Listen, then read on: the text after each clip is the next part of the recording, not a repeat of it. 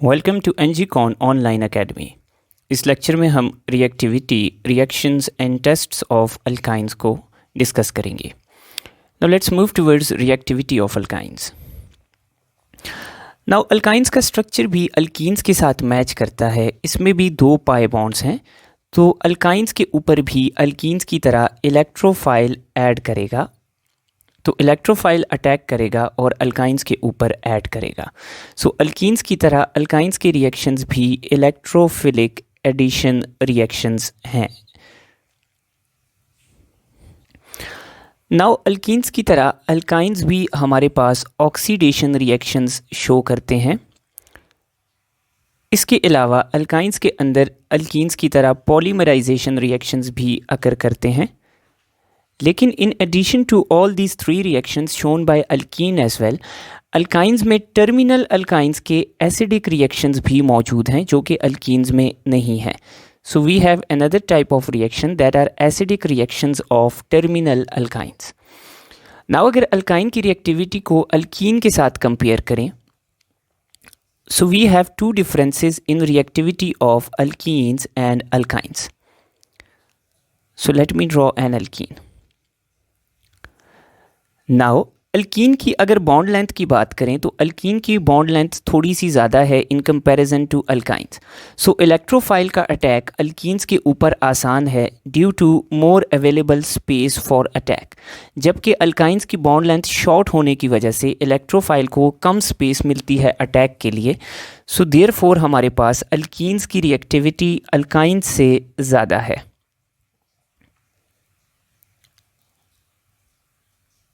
And the second major difference in reactivity of alkenes and alkynes is कि हमारे पास alkyne में एक pi bond है, सो अल्कीन्स के ऊपर सिर्फ एक एडिशन होती है, जबकि अल्काइंस में हमारे पास दो पाई बॉन्ड्स हैं, सो अल्काइंस के ऊपर दो मॉलिक्यूल्स की एडिशन होती है। So these are the two major differences in reactions of alkenes and alkynes. So now let's move towards reactions of alkynes. So the first type of reactions that we are going to see in alkynes is addition reactions of alkynes. Addition में पहला reaction है hydrogenation का reaction. Now alkynes में complete hydrogenation भी होती है और partial hydrogenation भी होती है। लेट्स सी कि कंप्लीट क्या होती है और पार्शियल क्या होती है। सो इन कंप्लीट हाइड्रोजिनेशन हम एक अल्काइन लेते हैं और अल्काइन को रिएक्ट करवाते हैं with hydrogen gas. Now hydrogen gas को हम कैटलिस्ट देते हैं निकल और साथ में टेम्परेचर देते हैं जस्ट लाइक अल्कीन्स। तो फर्स्ट स्टेप में पहले पाई बॉन्ड के ऊपर दो हाइड्रोजन्स ऐड हो जाते हैं और एक पाई बॉन्ड ब्रेक हो जाता है, जबकि एक पाई बॉन्ड अपनी जगह पर मौजूद है। सो फर्स्ट स्टेप में एक हाइड्रोजन का मॉलिक्यूल ऐड होता है और अल्काइन कन्वर्ट होती है into an alkene. Now in the next step, the second molecule of hydrogen adds to this alkene in the presence of same conditions. तो अब सेकेंड हाइड्रोजन के ऐड होने के बाद हमारे पास दो और हाइड्रोजन्स ऐड हो जाते हैं अल्कीन में और अल्कीन फाइनली कन्वर्ट हो जाती है अल्केन में। So in complete hydrogenation of alkynes, the final product is alkenes. Now talking about partial hydrogenation of alkynes, तो partial hydrogenation में हम alkynes के अंदर सिर्फ एक मॉलिक्यूल ऑफ हाइड्रोजन को ऐड करेंगे ताकि हमारे पास फाइनल प्रोडक्ट अल्कीन बने और उससे फर्दर अल्केन ना बने। सो पार्शियल हाइड्रोजिनेशन में एक अल्काइन में एक मॉलिक्यूल ऑफ हाइड्रोजन ऐड होता है और हमारे पास अल्काइन कन्वर्ट हो जाती है इनटू एन अल्कीन। नाउ हमने रिएक्शन को यहाँ पर स्टॉप करना है।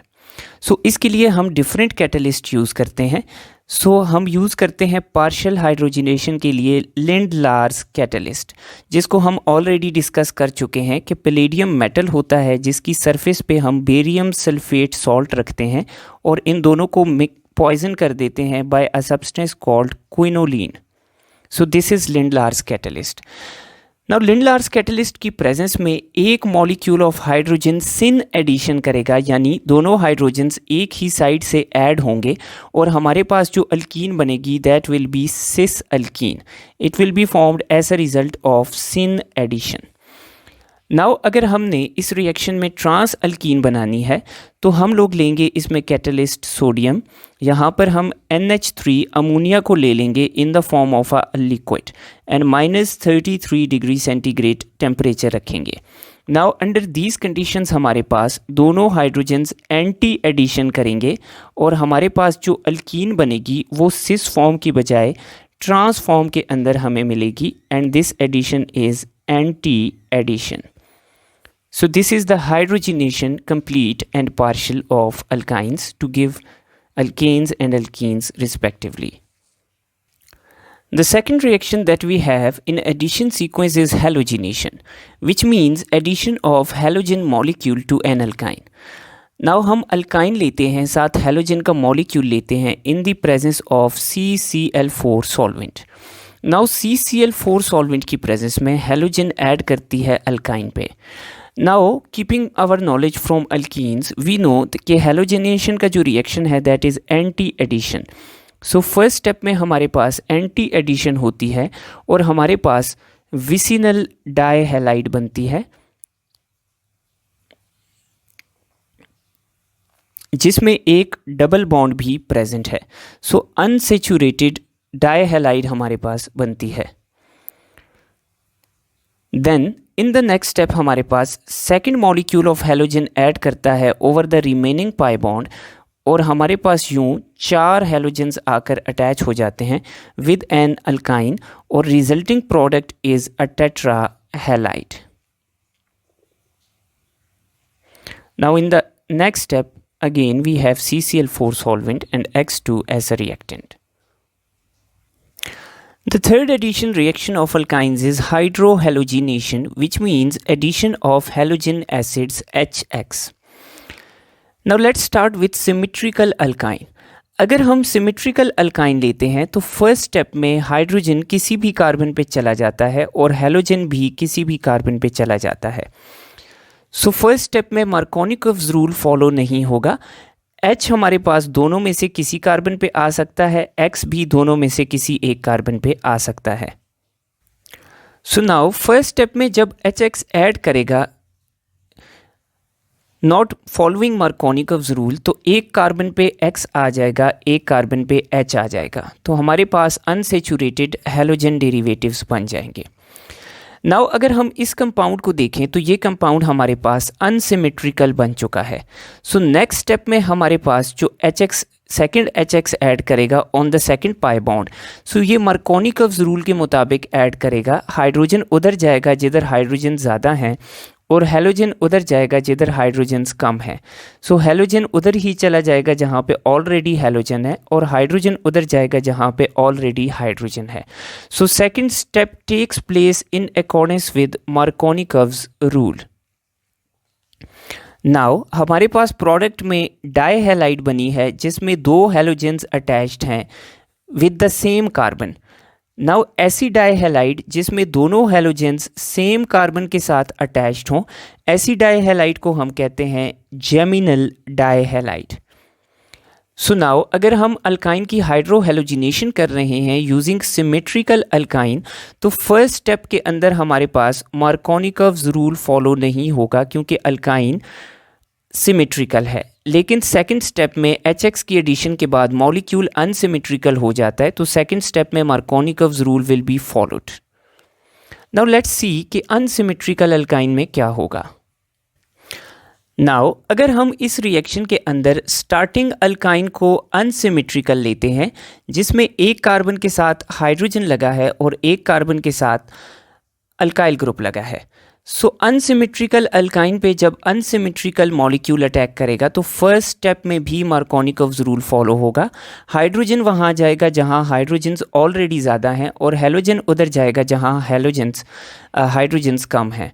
सो यहाँ पर मेरे पास हैलोजन आ जाएगा और यहाँ पर मेरे पास हाइड्रोजन आकर अटैच हो जाएगा।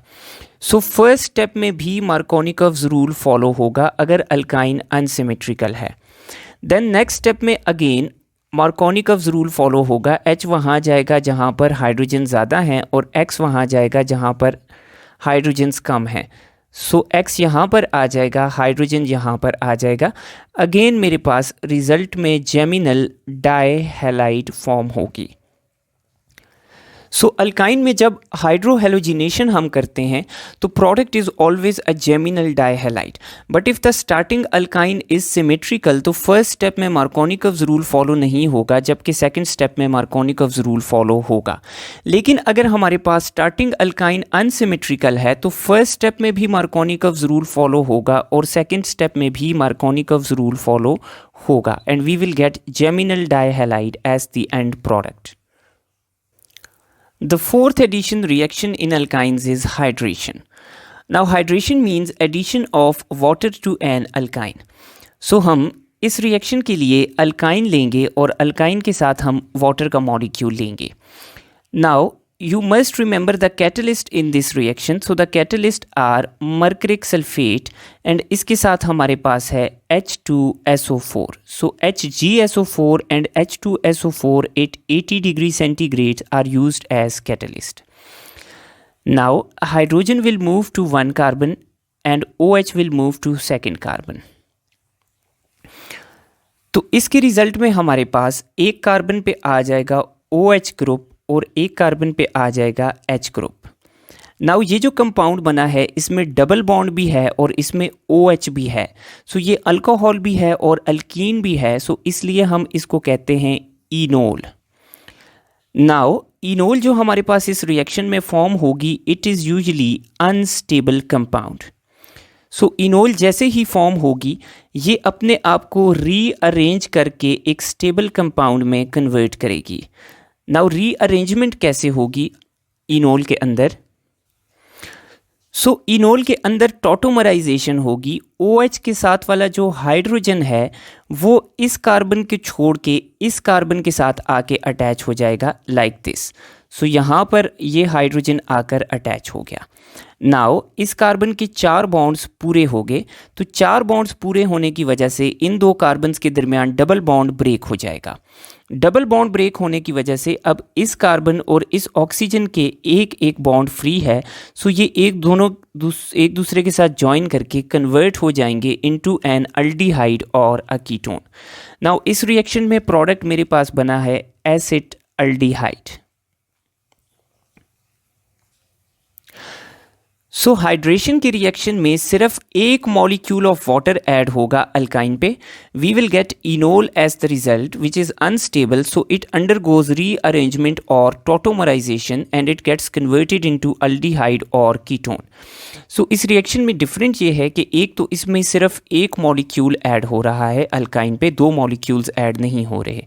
और सेकंड बात यह है कि जो इंटरमीडिएट बनेगा इनोल वो एकदम से रीअरेंज करके स्टेबल कंपाउंड यानी एसिटाल्डिहाइड या कीटोन में कन्वर्ट हो जाएगा। Now an important point to remember here is, अगर हम इस रिएक्शन में इथाइन लेते हैं सो इथाइन की हाइड्रेशन के रिजल्ट में हमारे पास एसिटाल्डिहाइड फॉर्म होगी। लेकिन अगर इसके अलावा हम कोई भी अल्काइन लेंगे तो उसके रिजल्ट में कीटोन फॉर्म होगी। तो अल्डिहाइड सिर्फ और सिर्फ इथाइन की हाइड्रेशन से बनती है, और कौन सी अल्डिहाइड बनती है? एसिटाल्डिहाइड बनती है। This is a very important MCQ point. और बाकी कोई भी अगर हम अल्काइन लेंगे उसको हाइड्रेट करेंगे तो we will get ketone as a result. Let's सी।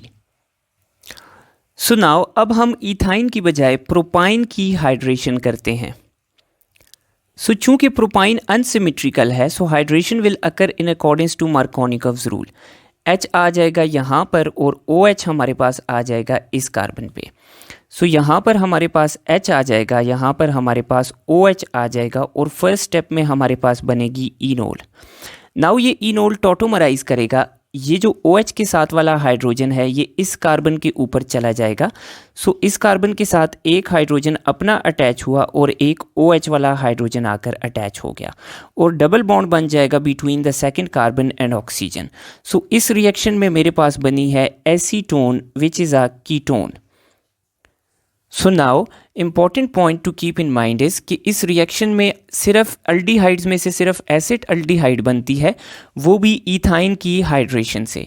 लेकिन अगर हम इसके अलावा कोई भी अल्काइन को हाइड्रेट करेंगे तो हमारे पास रिजल्ट में कीटोन बनेगी। The next addition reaction is addition of ammonia to an alkyne. So हम एसिटाइलिन लेके उसमें अमोनिया को ऐड करते हैं. Now what happens कि ये जो नाइट्रोजन है ये इस कार्बन के साथ आकर ऐड हो जाता है. So यहाँ पर नाइट्रोजन का बन जाता है कार्बन के साथ ट्रिपल बॉन्ड लाइक दिस. अब ये जो हाइड्रोजन था ये इस कार्बन के साथ ट्रांसफ़र हो जाता है. सो यहाँ पर हमारे पास हाइड्रोजन ट्रांसफ़र हो गया. नाउ अमोनिया की 3 हाइड्रोजन्स में से एक और हाइड्रोजन आता है और यहाँ पर ऐड हो जाता है. सो ये हमारे पास एक कंपाउंड बन गया जिसको हम कहते हैं नाइट्राइल. नाउ इस नाइट्राइल को हम स्पेसिफिकली कहेंगे acetonitrile because this nitrile is a derivative of acetyl group. So this is acetyl group. So ये हमें यहाँ तक देखने को मिल रहा है. सो इसको हम कहेंगे एसीटोनाइट्राइल. नाउ ये जो 2 हाइड्रोजन्स अमोनिया के बचे हैं they will be given off in the form of hydrogen gas. So addition of ammonia to ethyne gives acetonitrile and hydrogen gas. Now इस रिएक्शन में हम कैटलिस्ट प्रोवाइड करेंगे Al2O3 एट 300 degree centigrade temperature. The next reaction is addition of hydrogen cyanide HCN to an alkyne. So हम ethyne लेते हैं और उसमें HCN को ऐड करते हैं. नाउ इस रिएक्शन के लिए हम कैटलिस्ट देंगे copper chloride Cu2Cl2 in the presence of ammonium chloride. Now इसमें हम रिएजेंट को हीट अप करेंगे. So now what will happen, now alkyne पे HCN ऐड होगा, एक कार्बन पे H ऐड हो जाएगा, एक कार्बन पे CN ऐड हो जाएगा. सो रिज़ल्ट में हमारे पास अल्काइन का एक बॉन्ड जो है वो ब्रेक हो जाएगा और यहाँ पर 2 बॉन्ड्स बचेंगे. नाउ इस कार्बन के साथ आ गया हाइड्रोजन और सेकंड कार्बन के साथ यहाँ पर आकर अटैच हो गया साइनाइड ग्रुप. सो हमारे पास अगेन एक नाइट्राइल बनेगी. इस नाइट्राइल को हम कहते हैं एक्राइल नाइट्राइल. सो एक कार्बन पे हाइड्रोजन और एक पे CN आकर ऐड हो गया. सो एक्राइल नाइट्राइल इज़ फॉर्म्ड. इसको हम एक्राइल नाइट्राइल इसलिए कहते हैं कि ये हमारे पास एक्राइलो ग्रुप से डिराइव होती है.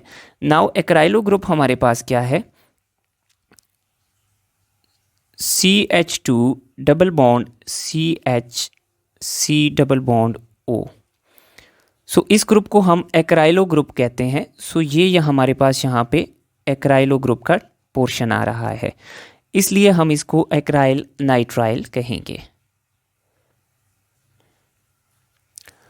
So these were the addition reactions of alkynes. Let's move towards the oxidation reactions of alkynes.